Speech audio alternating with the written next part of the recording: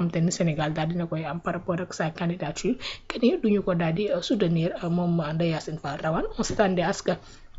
lii nii daal di nekk message boo xam te ni mu koy lancé même su fekkee ni sax certains ñu ngi ko doon wax Sénégal du soutenir Macky Sall ci li nga xamante ni moom moo di ci candidature mais élément yi nga xamante ni moom Ndeye Yacine Fall wax na ko rek loolu rek boo ko déggee sa xel sax mën na ne c'est normal buñ ko daal di soutenirul.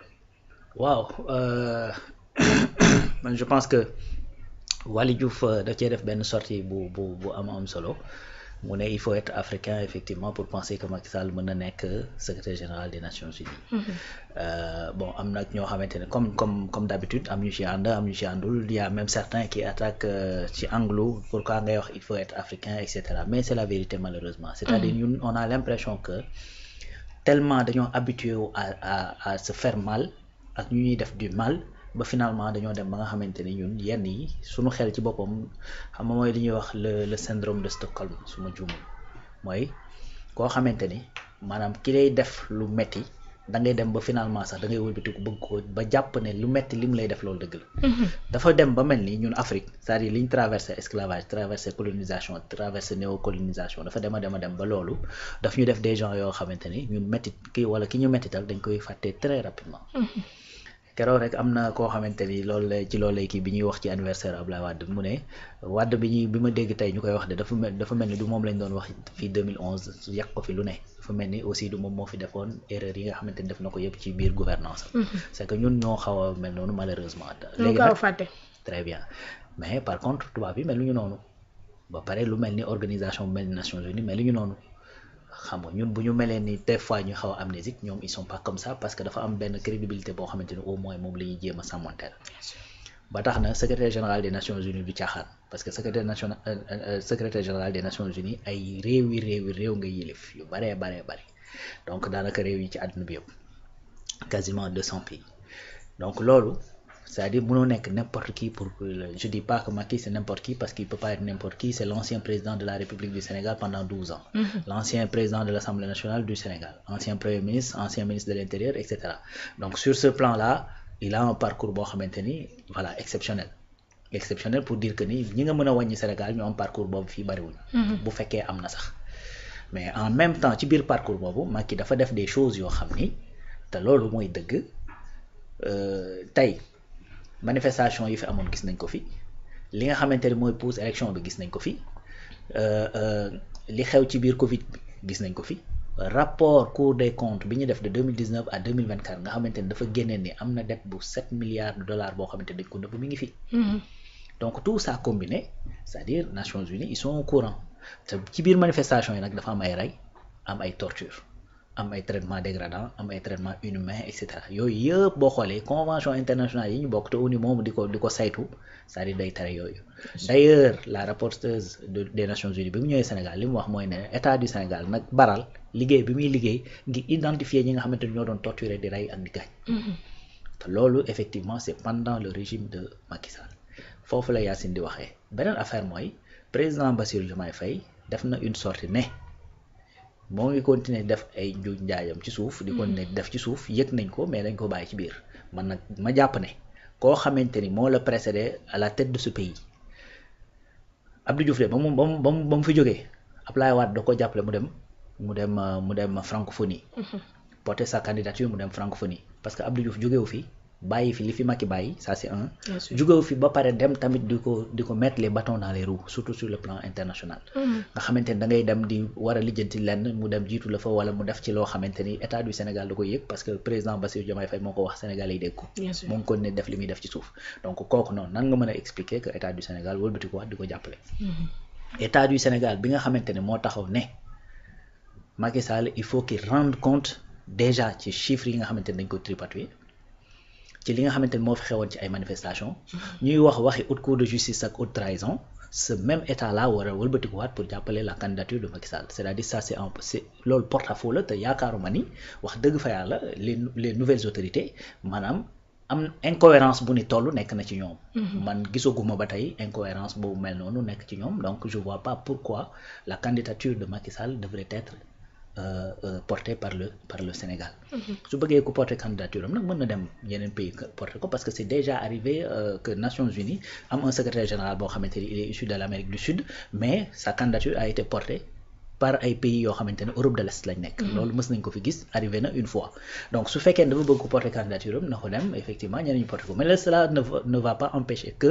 état du Sénégal li mu war a def muy loo xamante ne ci wàllu justice laa ki demee noonu poursuite yooyu ñu mën ko continuer jusqu'au bout. beneen affaire mooy ONU dafa am ay organes yu ko composé. ci organes yu ko composé dafa am assemblée générale des Nations Unies. assemblée générale des Nations Unies tous les pays bokk Nations Unies dañ fa nekk ba pare ku ci nekk da nga am benn vote. après assemblée générale des Nations Unies dafa am organe boo xamante ni moom mooy gérer la justice internationale loolu ci biir ONU la bokk avant secrétariat général di ñëw avant conseil de sécurité di ñëw donc dafa am lu ñuy tuddee cour pénale internationale mais cour pénale internationale c'est l'organe juridique bu nga xamante ne moom mooy gérer tout ce qui est justice internationale ak yu demee noonu mais loolu ci ONU lañ ko rattaché mais foofu Macky dafa am dossier parce que Juan Branco dafa yóbbu cour pénale internationale un dossier pour Macky Sall et son régime concernant activités yi fi am donc foofu la Yacine di waxee ne boo xoolee sax moom elle n'a pas été exhaustive dafa ne il faut nga am parcours il faut nga am nangam foofu lay yem mais en réalité c'est tout ça combiné moo tax la candidature de Macky Sall pose problème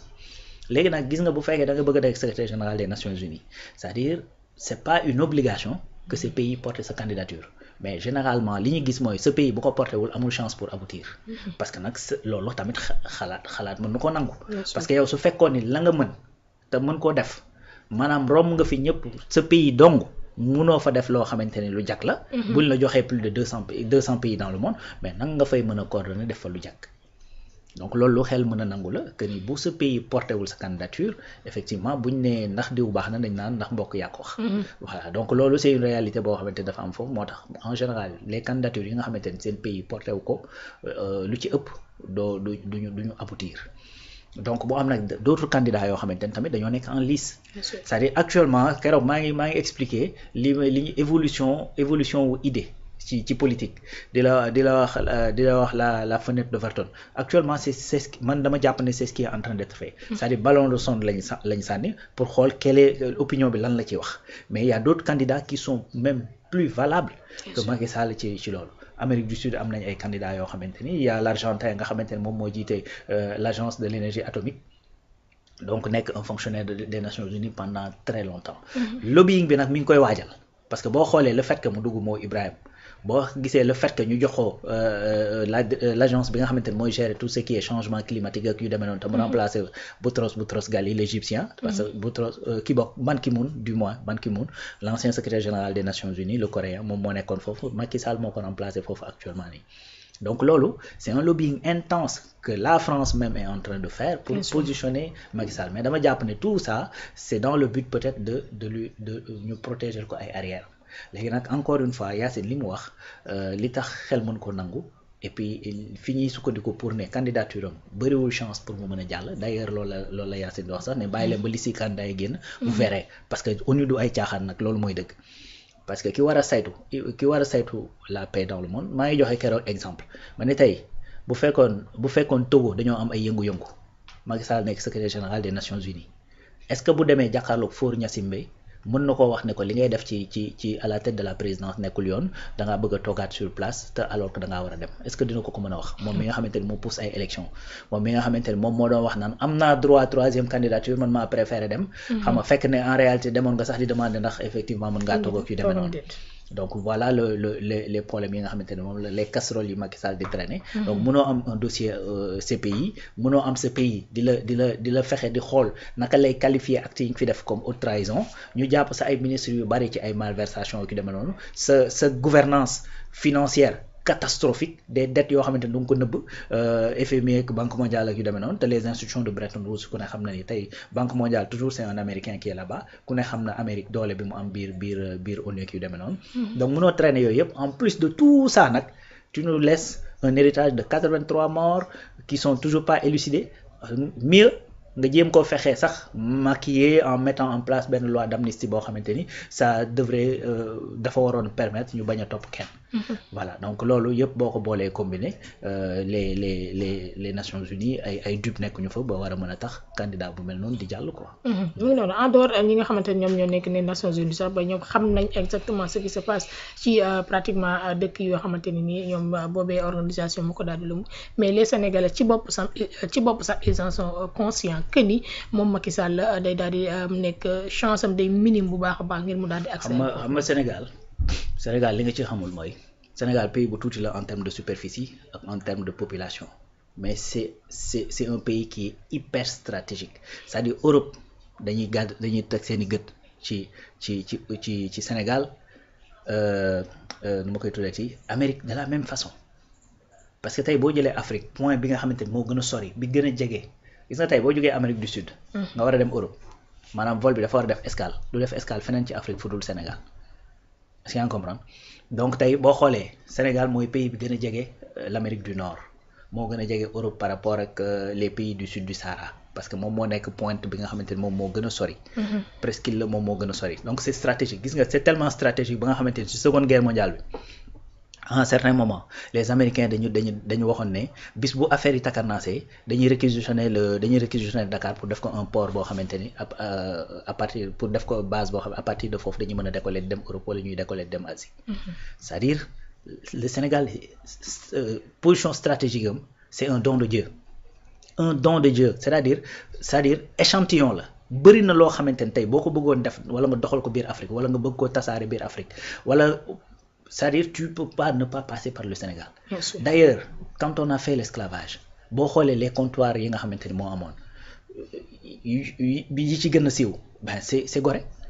parce que Gorée fi mu positionné la pourtant am na yeneen comptoir Guinée-Bissau fii amoon na Ghana amoon na et cetera mais pourtant Gorée rek daanaka nga ciy dégg parce que position stratégique bi nga xamante ni moom la Dakar am la léegi nag loolu les Européens sont conscients les Américains sont conscients de ça moo tax dañuy bàyyi gët tout le temps le Sénégal tout le temps dañ koy bàyyi bët même sur le plan sécuritaire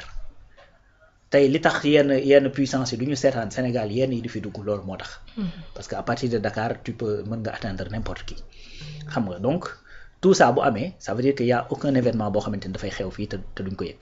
quand il s'agit des élections biñ ko poussé élections yi maanaam les Américains se sont levés parce que nag y a des Sénégalais et des membres de PASTEF des patriotes yu nekk foofu aux États-Unis yoo xamante ni dañoo def lobbying bu intense dem gis des sénateurs et tout ça wax leen réellement li fi nekk di am et les Américains même se sont prononcés pour wax Macky Sall élection yi bàyyi ko fi mu nekkoon parce que loolu tamit dafa bokk ci point yi nga xamante ni ñoom duñ ci badine même l'ONU s'est prononcé bàyyi li nga loolu beneen affaire est-ce que tu sais ci kaw Karim Wade c'est-à-dire même Macky Sall dañ ko clamé ji ba ONU te ONU avait donné un avis défavorable à Macky Sall c'est-à-dire loolu yëpp dafay combiner moo tax nag Yacine Fall di la wax ne la dafa am historique boo xamante ni faaw nga am ko boo xamante ni buñ ko saytoo dinañ gis ni wax dëgg yàlla affaire yi moom set na pour ñu mën laa permettre nga bu nekk sax candidat bay soog a mën a dem élection moo tax man li ma jàpp te gëm ko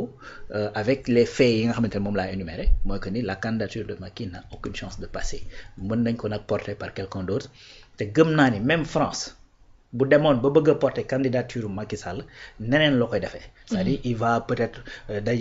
la France va peut-être passer par d'autres pays yoo xamante ni danaan yéen jël leen nangam def diplomatie souterraine ak yu demee noonu mais pour mu afficher wu carrément ne man maa porter la candidature de Macky Sall gëwuma ni France dina ko def au détriment de ses intérêts yi nga xamante ni da ko am fii ci Sénégal. Voilà donc parce que dafa am loo xamante ni au-delà de Macky c'est des intérêts stratégiques c'est des intérêts géostratégiques c'est des intérêts géopolitiques donc munoo nekk Afrique de l'Ouest di fi jëlee daanaka lépp li nga xamante ne mooy tax sa réew doon ab réew ngay jël risque au nom de benn personne ak problème yi nga am Afrique de l'Ouest yëpp fu ne ñu bëgg la faa dàqee nga bëgg a defaat effectivement benn monde honorable pour wan ne gars yi ne en réalité li ngeen may taxé duma loolu ku baax la ba pare wëlbatikuwaat bëgg a nekk en porte-à-faux avec le Sénégal boobu bu ko dee def man gëm naa ni ci suuf la koy def mais du ko def de manière affichée. mais personnellement Macky Sall man je me demande est-ce que parce que li nga fi lim nii yëpp moom xam na ko yëg na situation bi nii la mais personnellement moom mu bëgg a dem porter sa candidature foofu nga xamante ne nii li mu def yëpp ñoom dañuy nekk di xeex loolu. waaw mais en soi c'est pas un problème moom bu jógee ci moom y a pas de souci parce que Macky c'est lui qu'on attribue moom la ñu wax ne moom moo nëbb 7 milliards de dettes pourtant moo dem dugg conseil d'administration structure bi nga xamante ne moom mooy gérer moom mooy noter la bonne gouvernance au Sénégal en Afrique. mooy Ibrahima xam nga lu muy noter bonne gouvernance ndax waa ji ni nga yoree xaalis bi baax na ndax baaxul yow ñu ne la yaa lëndëmal yaa nëbb boru 7 milliards de dollars mais ñun la kaay dugg ci conseil d'administration bi nga dem dugg donc ce qui veut dire que moom posé wu ko problème en réalité man quand parfois j'entends Macky muy wax parfois j'ai l'impression que moom ci boppam il n'est pas conscient des fautes yi nga xamante ne moom la def parce que quand par exemple le Macky Sall te dit dewuma élection mais amoon naa ci droit mais tu te dis qu'il est dans quelle planète xam nga man dama naan mais Macky est-ce qu'il est conscient effectivement de ce qui se passe man maa préféré dewuma élection mais amoon naa droit ci 3e candidature te on sait pertinemment tout le monde le sait que ne amu ci woon droit bu ci amoon droit da koy forcer parce que c'est quelqu'un qui force ndax wax na ne ba ma policier yi téye dama leen a fël jàll dugg na fi ci bureau de vote yorul carte d'identité voté par force donc kooku c'est quelqu'un qui fait du forcing donc boo amoon droit à une 3e candidature sa waay day dem loolu c'est sûr et certain mais pourtant toog na mu ne amoon naa ci droit reproché nañ ko li ñu ko reproché yëpp ci finance publique yi terewul mu dem dugg ci structure ba nga xamante ne moom mooy gérer la notation de la bonne gouvernance en Afrique donc buñ ko tuddee itam ci affaire de torture rek ay affaire de lu jëm ci manifestation yu demee noonu mais cela ne va pas l'empêcher du tout pour que mu dem dugg fële d'autant plus que boo duggee Nations Unies nga nekk secrétaire général des Nations Unies Sénégal fu mu lay toppatee topp la day jafe donc man je pense que c'est des parades yoo xamante dañ nekk di ko jéem utiliser pour un peu protéger les arrières tey aujourd'hui ñu ngi tudd doomam xam nga donc ci loo xamante ni ma nga dem États-Unis toog man li ma gëm mooy que ni moom bu ko ne woon demal wuy ji dana ñëw wuy si donc comme wuy siwul certainement moom dafa cautionner loolu et puis qui se tait même consent donc man loolu laa gëm maintenant que Macky moom jël initiative pour dem dugg foofu pour man loolu warul bett benn Sénégalais d'autant plus que un président de la République bu jógee fii